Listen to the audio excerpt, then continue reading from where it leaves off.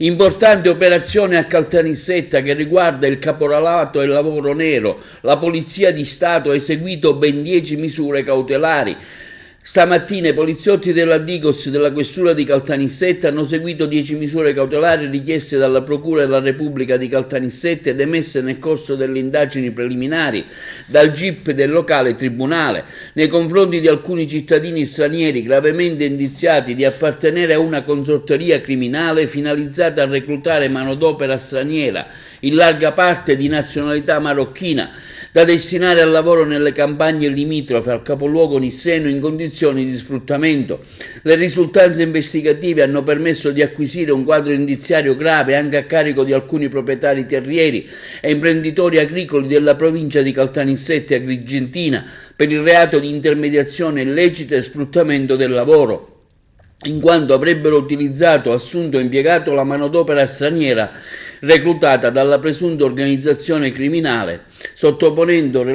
reiteratamente a condizioni di lavoro lesive della dignità, della sicurezza e della salute, approfittando anche dello stato di bisogno in cui i lavoratori versavano. In particolare sono state 2 custodie cautelari in carcere e 8 arresti domiciliari.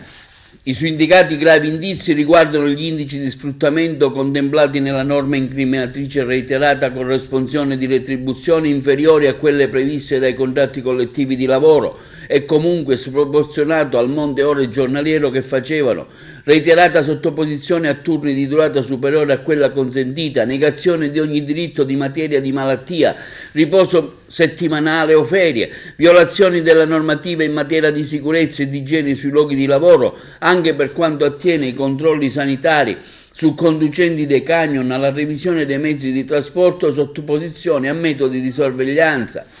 Nel corso delle indagini, la Digos è emerso che gli stranieri reclutati avrebbero percepito una media di 8-9 ore di lavoro giornaliero, un salario che si aggirava tra i 30 e 35 euro per giornata lavorativa, ulteriormente decurtato di circa 5-10 euro per le tasse giornaliere che sarebbero state imposte dagli autisti membri della presunta organizzazione criminali per le spese varie di trasporto dei lavoratori presso le aziende agricole e per la manutenzione dei mezzi che utilizzavano per svolgere tale attività. Non avrebbero utilizzato quasi mai dispositivi di protezione individuale, spesso